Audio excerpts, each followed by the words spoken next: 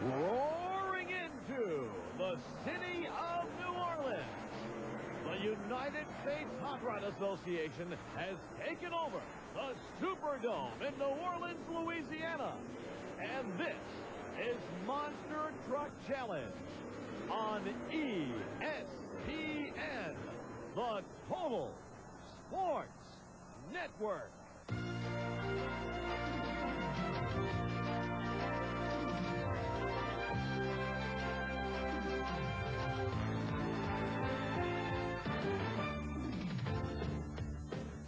New Orleans, Louisiana, the Big Easy, the Crescent City, and today the United States Hot Rod Association has taken over not Bourbon Street, but the Superdome with Monster Truck Challenge. We've brought them in. We're going to show you the action. First up, King Crunch. This is Rob Grossman and the King Crunch truck out of Spring, Texas. He'll take on Bad Medicine, Don Van Loo out of the state of Missouri in round number one in our first round pairings. Bigfoot, Ron Bachman, will go against the Warrior, driven by Lupe Sosa. We'll also see Taurus with Eldon Depew aboard, going against Jim Harrington and the Boss Gator. Yes, at the head of the show, you did see Hammer Time, Dan Johnson's truck. But look what happened in qualifying. Over the cars he goes.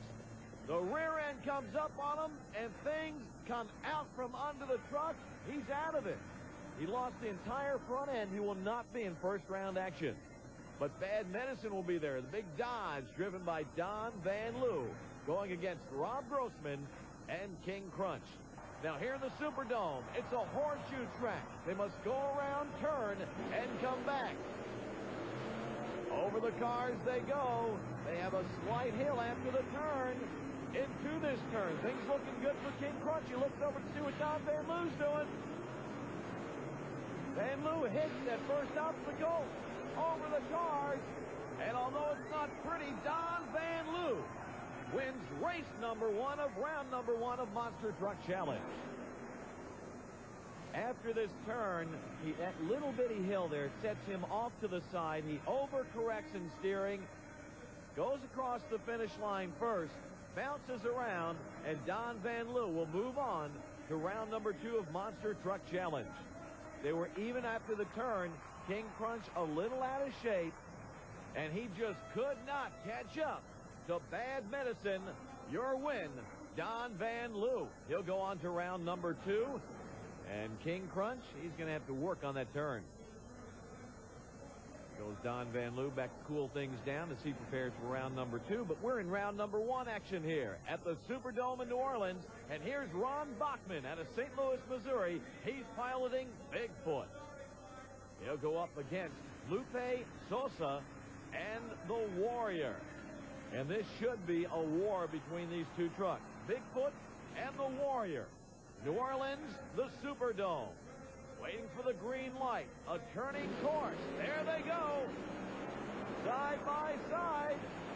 Bigfoot has a wild ride, but look at this Warrior's all over the track. You have to take his foot out of it to negotiate this turn. Ron Bachman takes the Bigfoot forward around and through.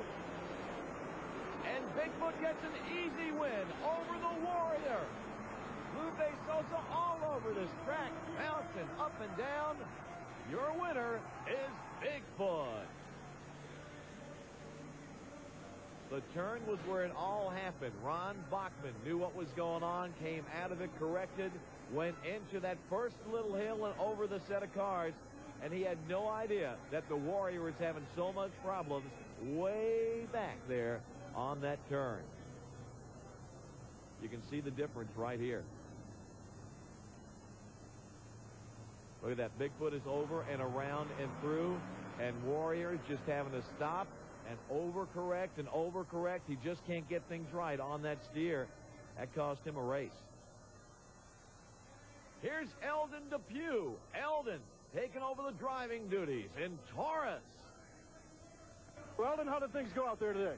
Everything felt real good, you know, the truck's handling good. The far corner down there is a little slippery, you know, wants to slide a little bit. Any problems at all with your vehicle? No, we're checking it out now. My crew member's checking out, but I think everything's 100%. How's it look for the rest of the race? Looking good. I'm ready. And the world champion Taurus had better be ready because he's got stiff competition coming from Jim Harrington and Boss Gator. They're staged, lined up, ready for the green light. And Taurus off the line. Eldon Depew takes the world champ around. Meanwhile, all sorts of trouble on the other lane in Boss Gator. He's having lots of problems in that far lane, and I think they're mechanical problems. Your winner, Eldon Depew, and the world champion Taurus. And it is all Jim Harrington can do to get Boss Gator across the finish line. A great run for Taurus. He negotiates that turn well. He's having to steer, whoops it around over the little hill, and into the winner's circle. Taurus, your winner in the Superdome in New Orleans, Louisiana. And that's round number 1 of Monster Truck Challenge.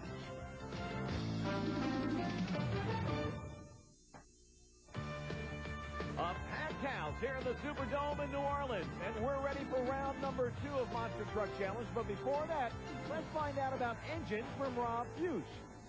We're going to talk about the kinds of engines that power monster trucks. Looking at this engine, you can see it's a little bit different than the one you would find in your own car or truck. The bottom of the engine, the block, is a V8 configuration, just like lots of cars and trucks have. This particular engine displaces 557 cubic inches, so it's probably a little bigger than one you would run in yours.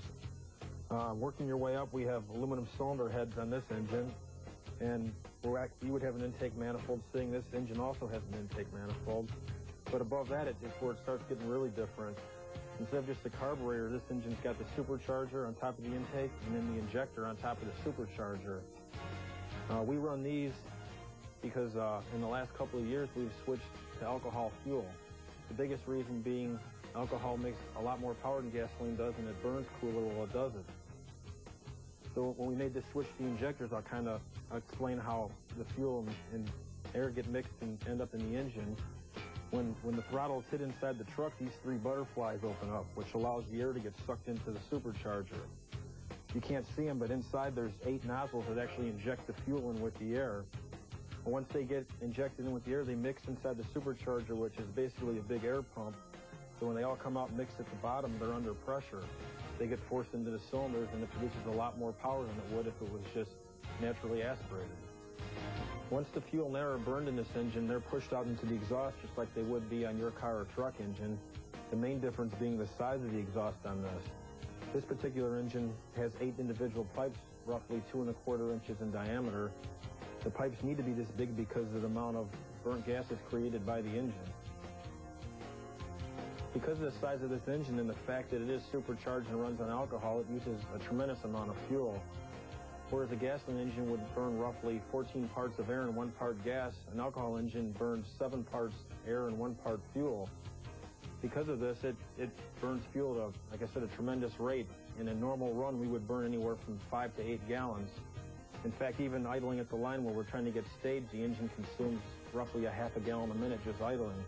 So as you can see, it would be really hard to take this thing for even a 5-mile drive down the road because it would burn 30 or more gallons of fuel. The oil we use in the monster truck engine is the same oil you could put in your car or truck. The only difference being, whereas you would use 5 quarts of oil, these engines use 9. On changing the oil, you could probably run an average of 3,000 miles before you change your oil. Whereas these engines, we have to change our oil about every 12 runs because of the alcohol contamination.